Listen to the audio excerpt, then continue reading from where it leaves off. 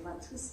Voilà, c'était il y a une quarantaine d'années, j'étais toute jeune et diplômée, et j'ai rejoint une équipe de recherche en Suisse qui étudiait les effets de la méditation transcendantale en psychologie et physiologie, dont faisait partie et dirigeait d'ailleurs le docteur Anne Johnson. Je précise tout de suite que je n'étais pas spécialiste en neurosciences, et je ne le suis toujours pas d'ailleurs, mais dans toutes les disciplines scientifiques, nous avons la rigueur de la méthodologie, et c'est là l'essentiel pour contribuer à un projet de recherche. J'ai donc eu cette chance de voir en direct, sur papier, et d'étudier la signature EEG de la méditation transcendantale. Qu'est-ce que la signature électroencéphalographie? De quoi s'agit-il? S'il y a des spécialistes de la chose, ne m'en veuillez pas si je simplifie le tableau. Parmi les techniques utilisées pour analyser le fonctionnement du cerveau, l'électroencéphalographie est celle qui permet de suivre en temps réel l'évolution, c'est-à-dire la dynamique de cette activité. Je me souviens que dès 1975, j'avais rencontré le docteur Jean-Paul Banquet, également présent ici, à l'hôpital Sainte-Anne.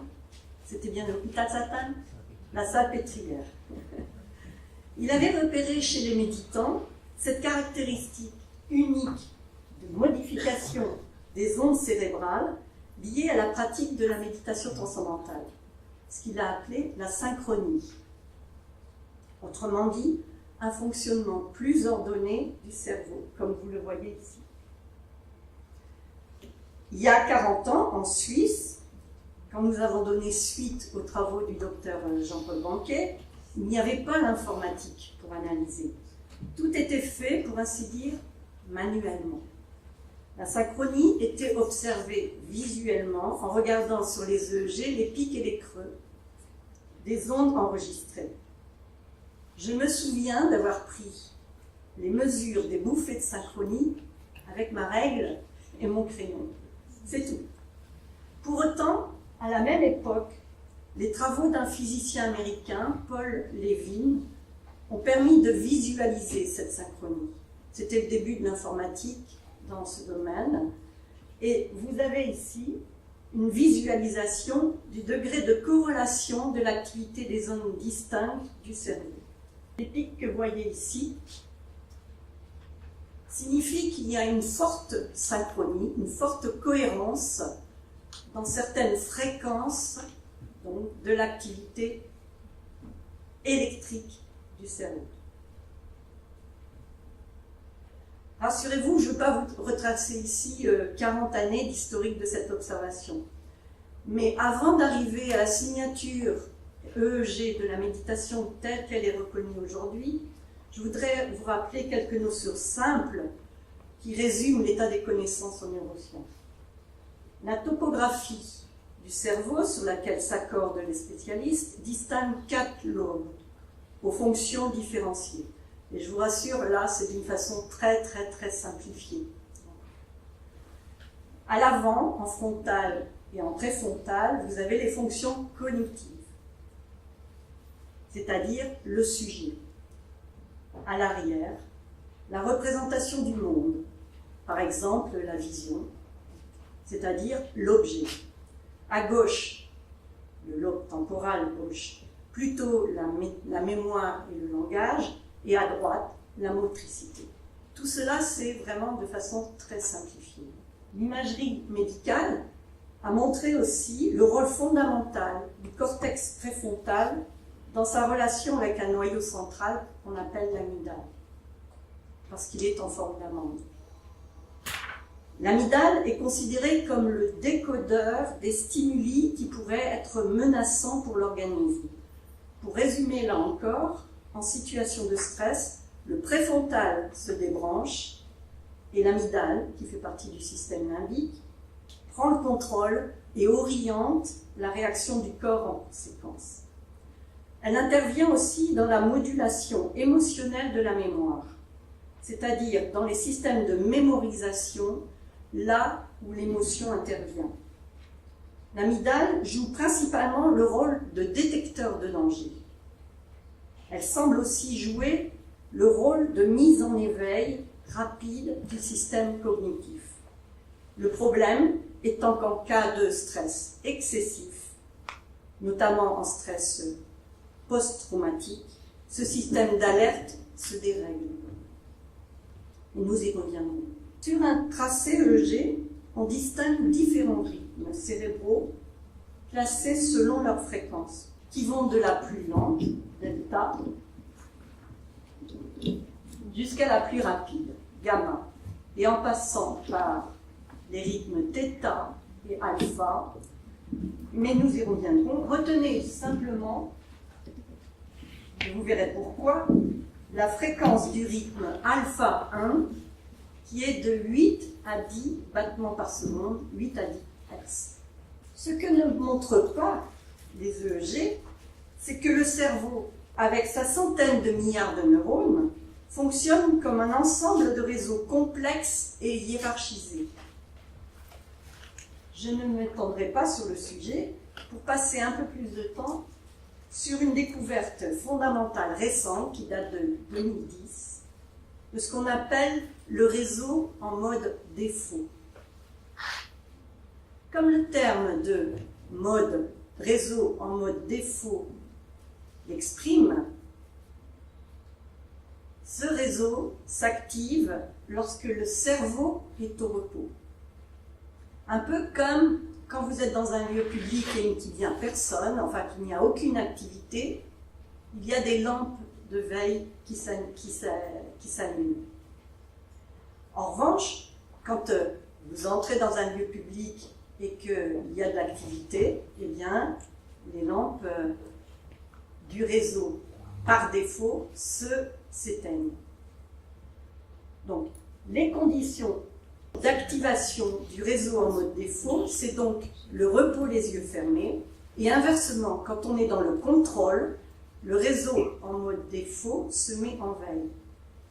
Les neurosciences me disent maintenant, mettre le cerveau au repos, c'est-à-dire ce réseau en mode défaut, activé, est bénéfique, voire indispensable, parce qu'il s'agit de faire jouer la neuroplasticité du cerveau pendant ces périodes de repos.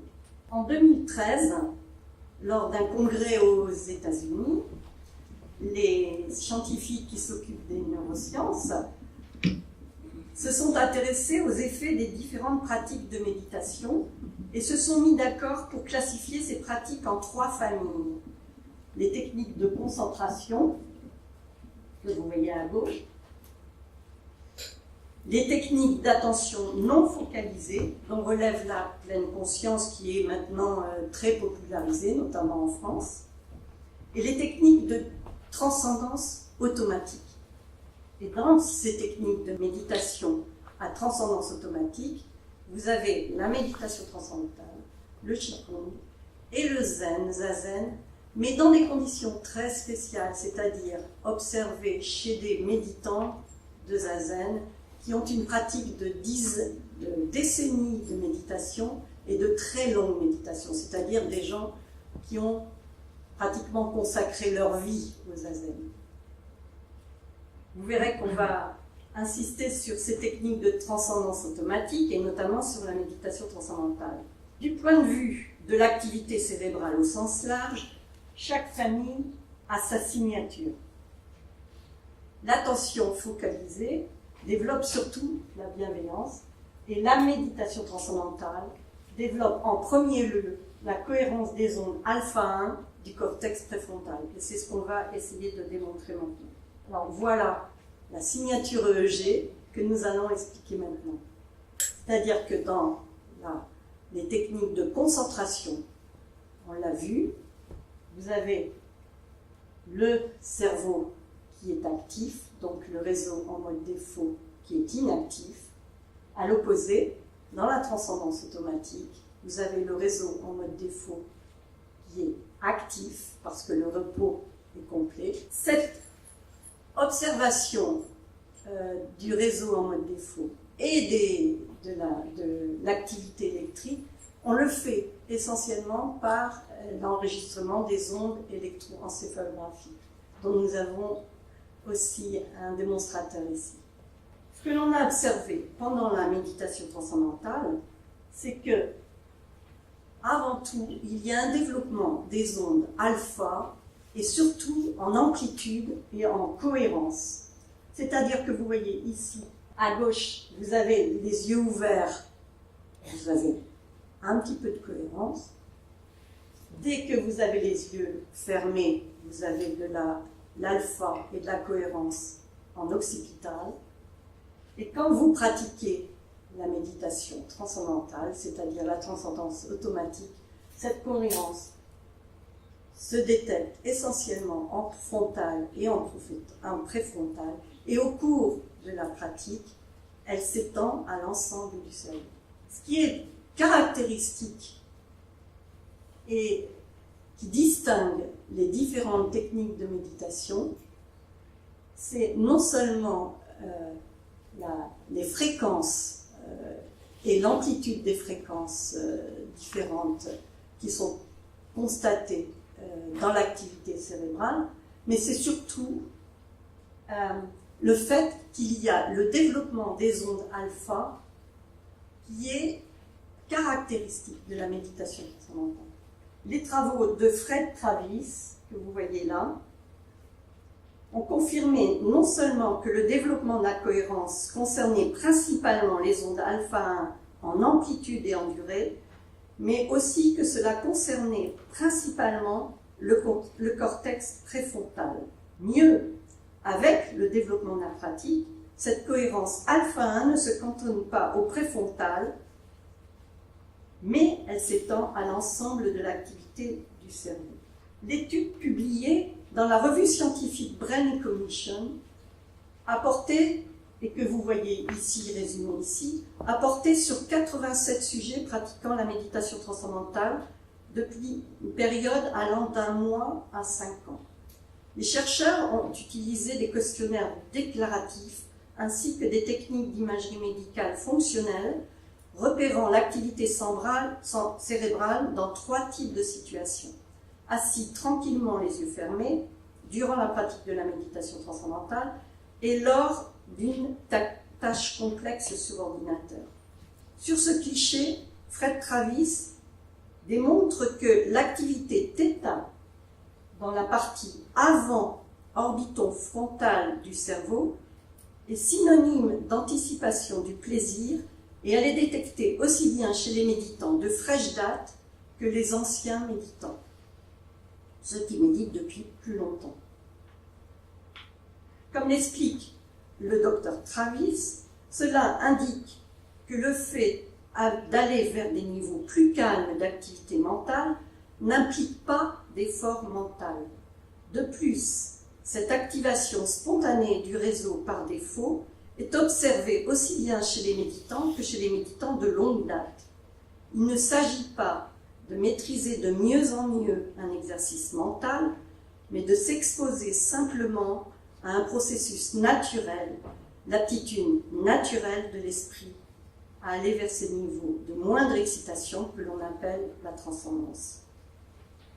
Et comme l'explique le docteur Travis, la compréhension scientifique des différences entre différentes pratiques de méditation est d'autant plus importante qu'une bonne part des commentateurs et des médias grand public, voire même certains chercheurs, tendent à tout mettre dans un même sac, ce qui fausse la compréhension des bienfaits spécifiques de différentes approches de la méditation et empêche tout à chacun de profiter de ces bienfaits.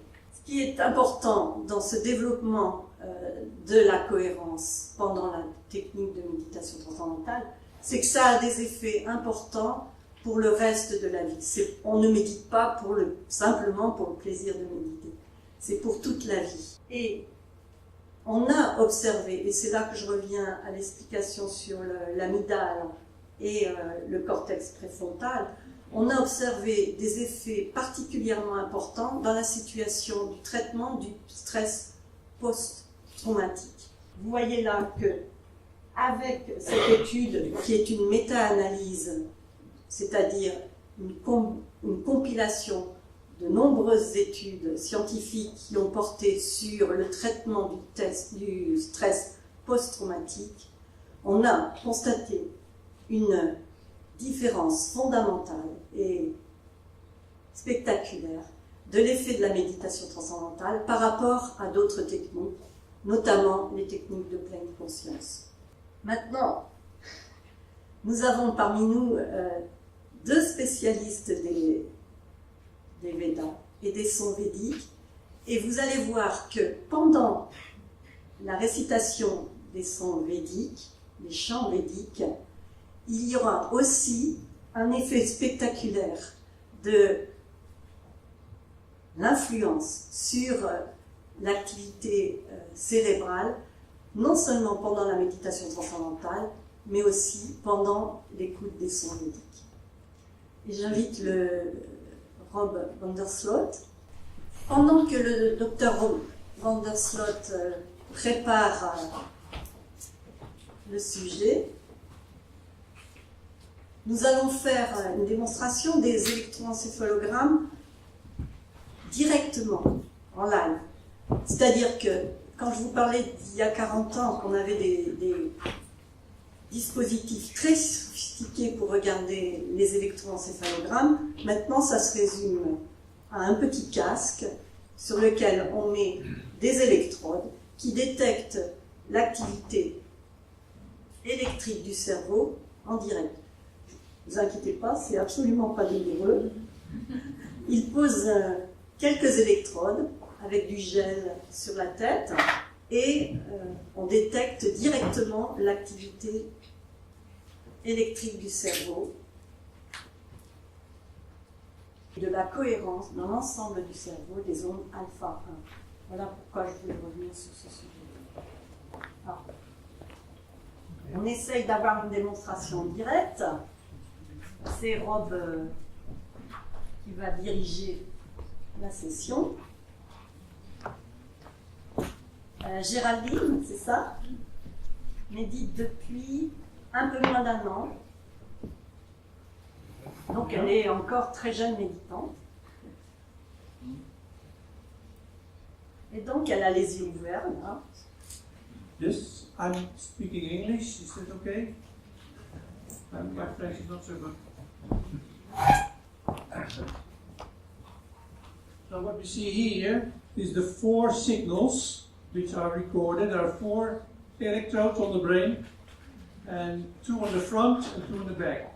But what we can do with those 4 signals, we can measure the coherence between all the 4 signals. And the main, most important signal we want to measure is so what you see here, the top blue, the 2 blue lines. Maybe I'll go to the screen. Oh, these 2 are the 2 signals of the 2 frontal electrodes, left front and right front. And this is what you see here is the coherence between those 2 signals. So what you see is going nicely up and down. The coherence is from 0 here and 100% there. So you see that it's going up and down all the way.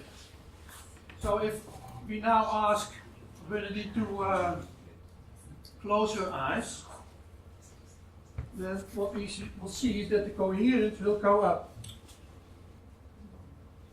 Because if you are closing your eyes, then there's no signal coming in from the brain, from all the senses, or less signals, and that means that the coherence will go up. So can you start meditating now?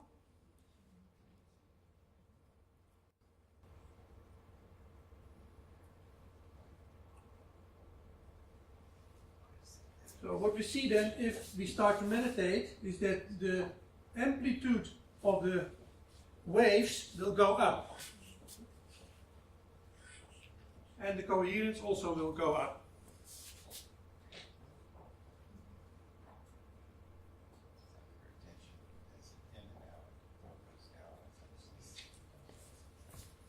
Okay.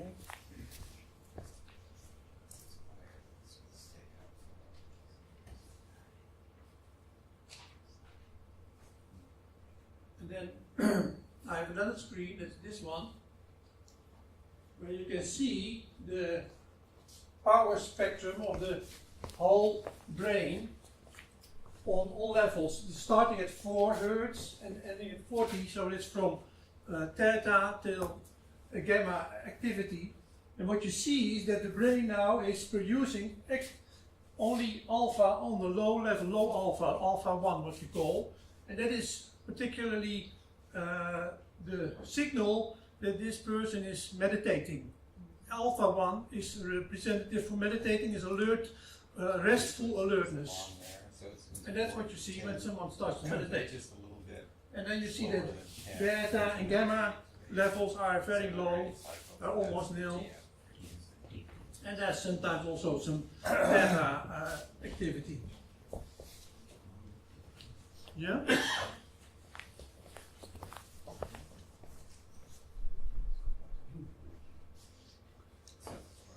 Okay. So here we see the coherence is still going up and down. And then here we have an overview of the whole spectrum of all coherences, left, front, left, right and back.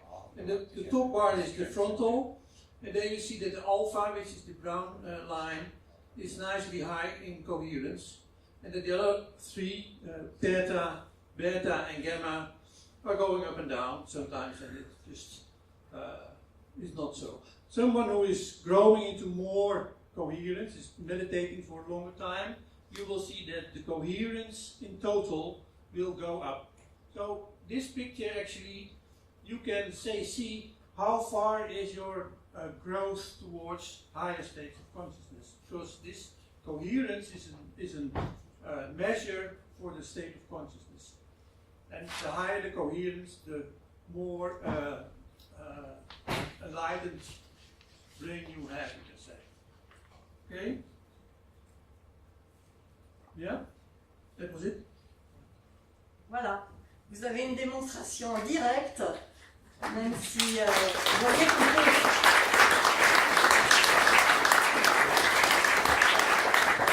vous voyez qu'on peut méditer même dans un environnement bruyant, puisque la transcendance est un état naturel du fonctionnement de l'esprit, et que les états de moindre excitation de la conscience, nous pouvons l'avoir aussi dans des environnements bruyants. Voilà. Géraldine va rester peut-être. On va demander au pandit.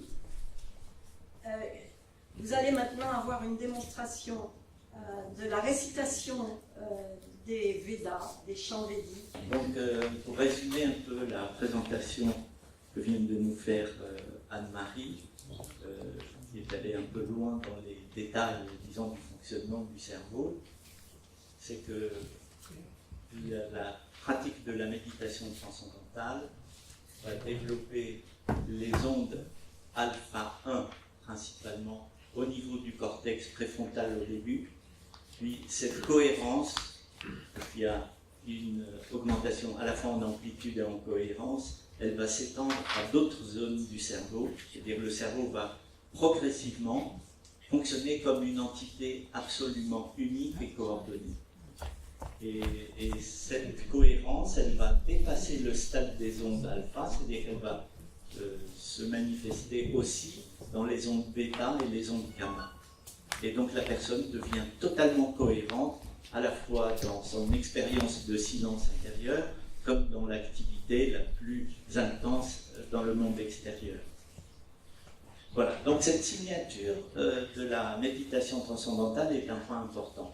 L'écoute des sons védiques, c'est la dernière slide qu'elle a présentée, elle a les mêmes effets, c'est-à-dire qu'elle développe la cohérence des ondes alpha pendant l'écoute.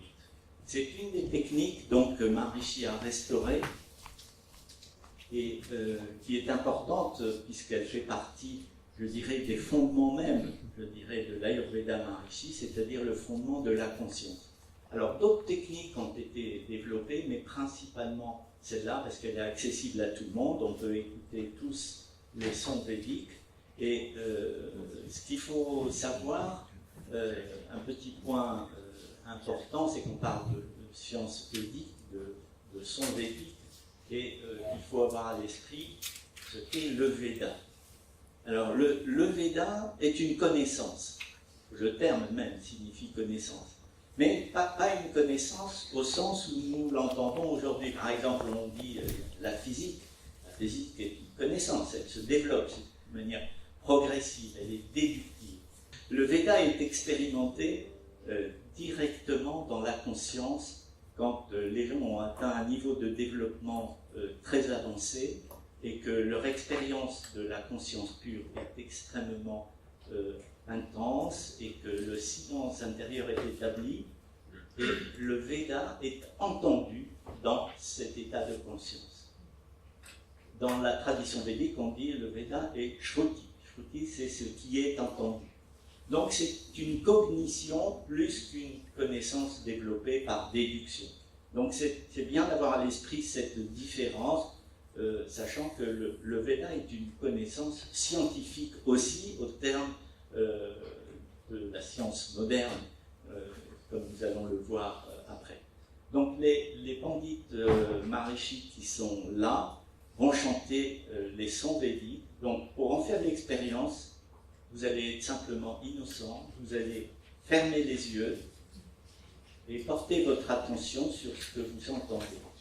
Si à un moment vous trouvez que vous êtes, votre attention est partie dans les soubresauts des vacances que vous venez de passer à Tahiti ou je ne sais où, revenez très lentement, sans faire d'effort, vers l'écoute des sons védiques. Voilà, donc je vous invite à fermer les yeux et à écouter. Jai Gurudev, Namaskar.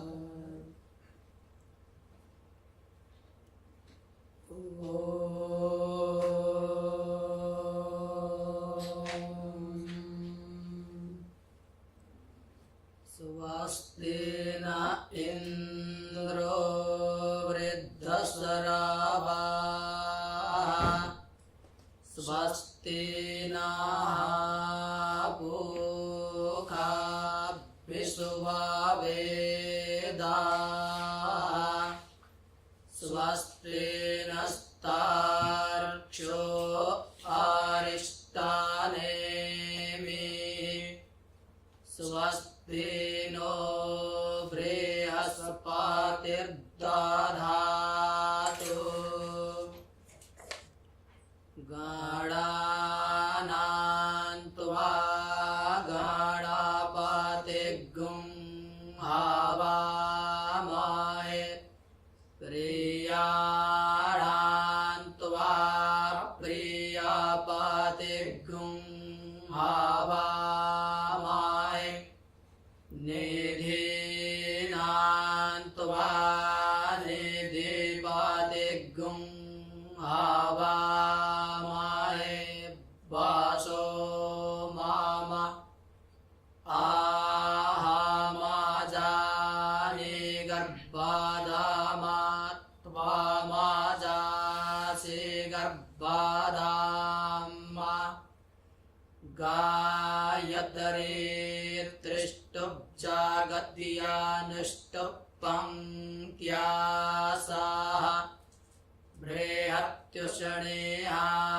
kakutsusivi Samyantutva Dvipadajaschatukpada Tripadajaschakhakpada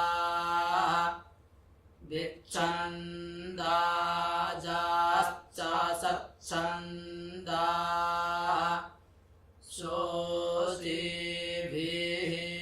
Samyantutva Sahastomaha Sahachandasa Abritaha Sahaparama Arikhaya Saptadevyaha Urbe Khampantan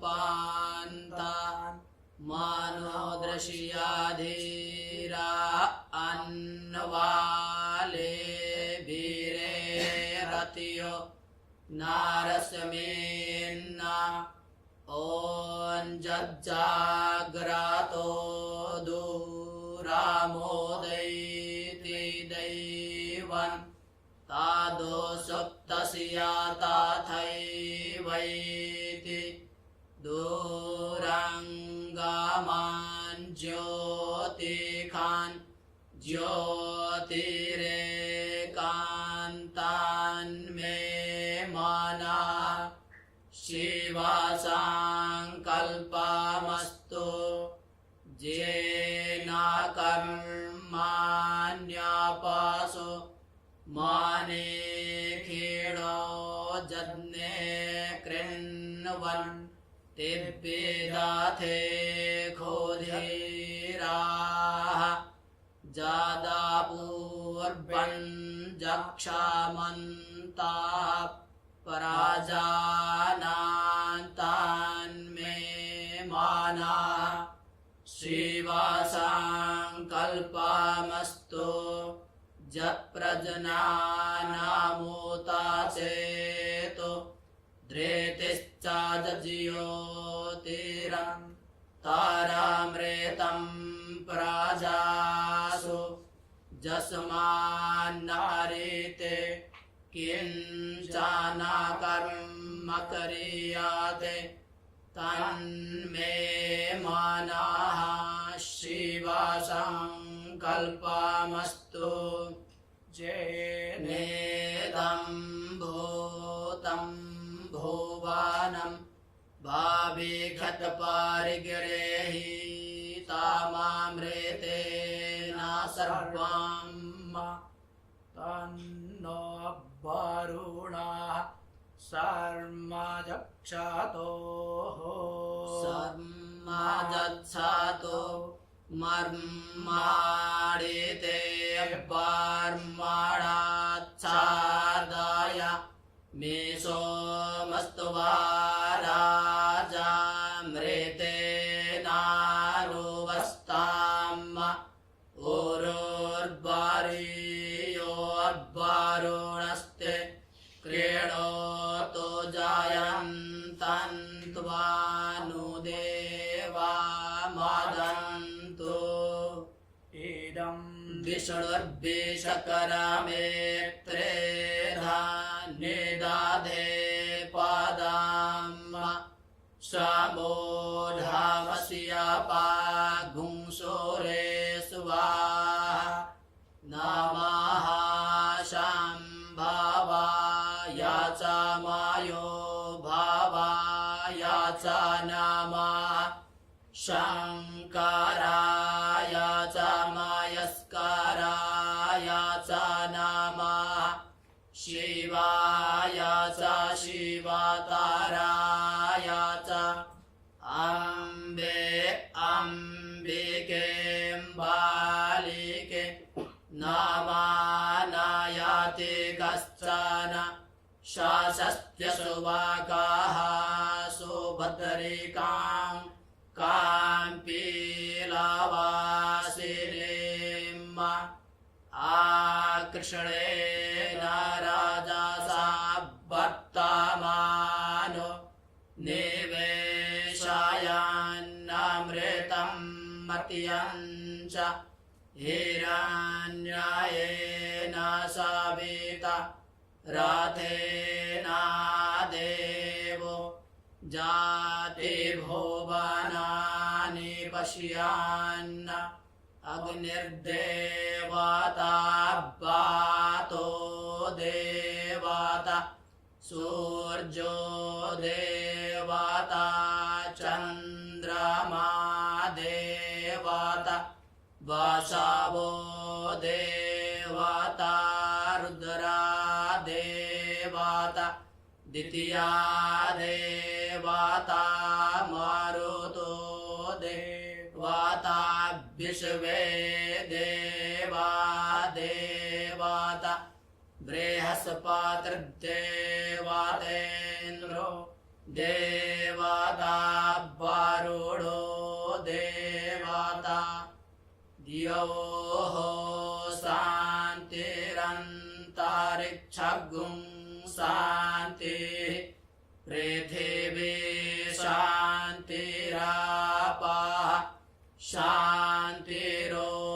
शान्तिरोषधयः शान्तिः वनस्पतयः शान्तिर्विश्वे देवाः शान्तिर्ब्रह्म शान्तिः सर्वज्ञो शान्तिः शान्तिरेव शान्तिः सामा शान्तिरेधि जातो यातः समीहासे ततो नो अभयं कुरु शन्नः कुरु प्रजाभ्यो भयान्नः पशुभ्यः विश्वानि देवा सवितर्दुरिता निपराशुभ जलभद्रान्तान्न